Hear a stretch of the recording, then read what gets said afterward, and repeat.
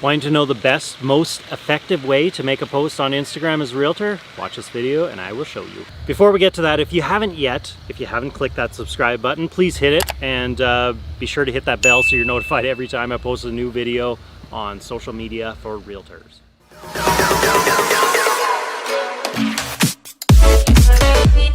I myself have been using Instagram for years, and from a ton of research have found the most effective ways to make a post and grow a following and get more reach. Instead of me just telling you how to make a post, better yet, let me show you.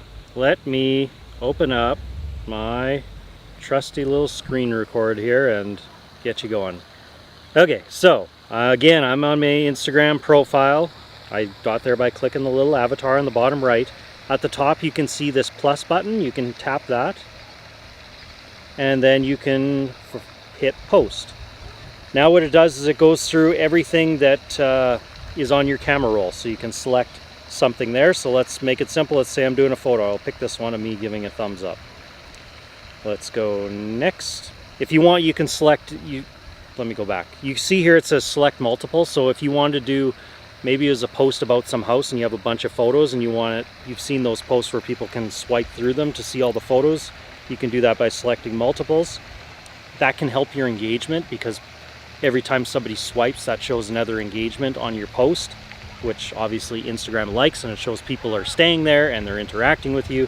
So it's something to keep in mind. Doesn't hurt to do those multiple photos. But for now, to make it simple, let's just do one. Let's go next. You can add some filters if you'd like. I'm going to leave mine the way it is.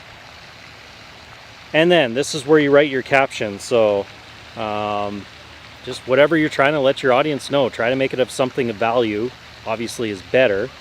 I'm just going to randomly put, "This guy is awesome," because it's a photo of me. And now normally I would curate this better. I'd have some more thought into it. I'd be writing something meaningful. You get the idea though. Put in whatever you're going to write.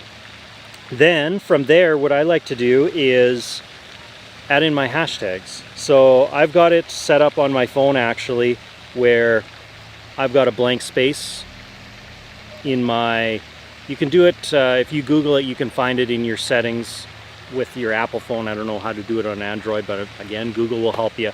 But you can have keyboard shortcuts, so when you do something, it adds something in. So what I did is I went online and I searched for blank space Instagram, and then you can copy those blank spaces and put them as a keyboard shortcut. So mine is 3 dots.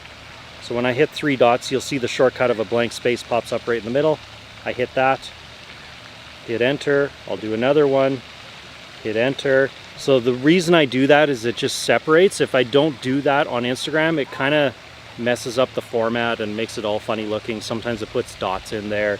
It just doesn't look as clean. So that's why I do that. Other people, what they'll do sometimes is they'll put all their hashtags in a comment. So they'll actually make a comment.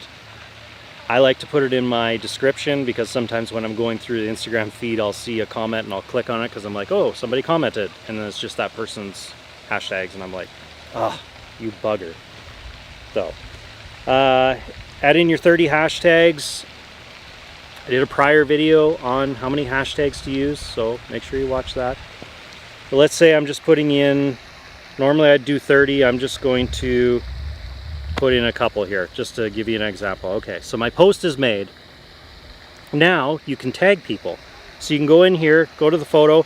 If there's somebody that is relevant to this photo, make sure to tag them. The reason you want to tag them is because it'll notify them, it'll bring them to your page, and if it's really relevant to them and they like it, they may even share it. They might put it to their story. There's a bunch of things that they can do, which again gets you more eyeballs and gets you more exposure on your Instagram. So I'm going to tap here and let's find photo guy, because he's right there. You can't see him. He's photographing. No, he's not photographing. He's videographing me, because this is a video, not a photo. I might have to watch some YouTube videos myself to figure this out. But, okay, so he's doing a video of me. I'm going to tag him in here, because then he's going to get notified, and he might be like, hey, yeah, that was a great post Shawn did, and he looks really cool, and he's my hero, so I'm going to share it. So we'll hit done, and then add location.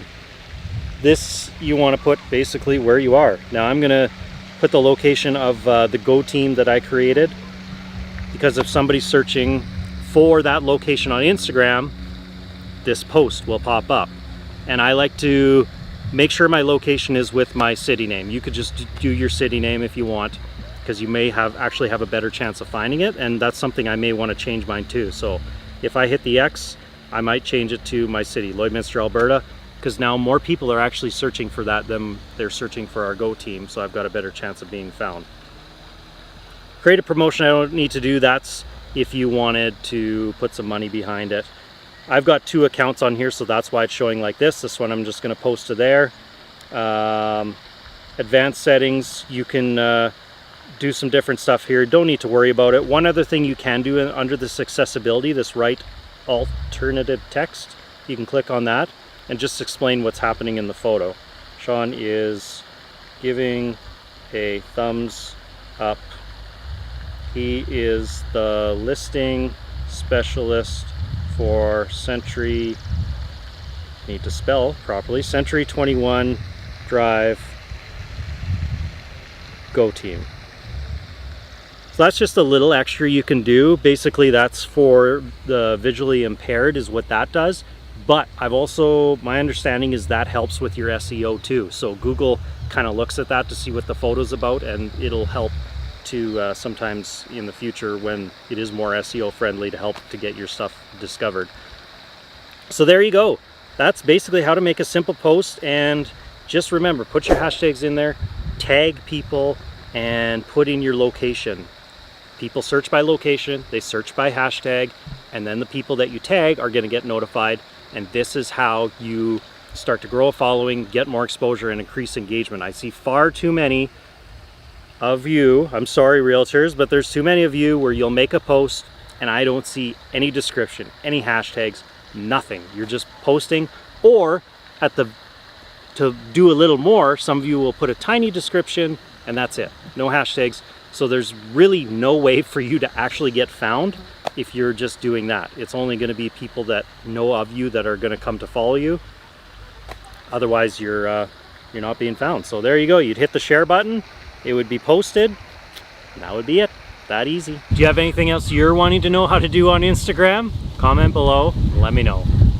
So now you know how to make a post on Instagram, but maybe you're wanting to know some extra tips on how to grow your Instagram. If so, you're going to want to click on my description down below. There's a free guide of my 0 to 1,000 plus Instagram followers. When you're done here, if you want more tips on how to up your Instagram game, then be sure to watch one of these videos. And please, if this was beneficial, you know what to do. Subscribe, give me a like, and please share with your fellow realtor friends.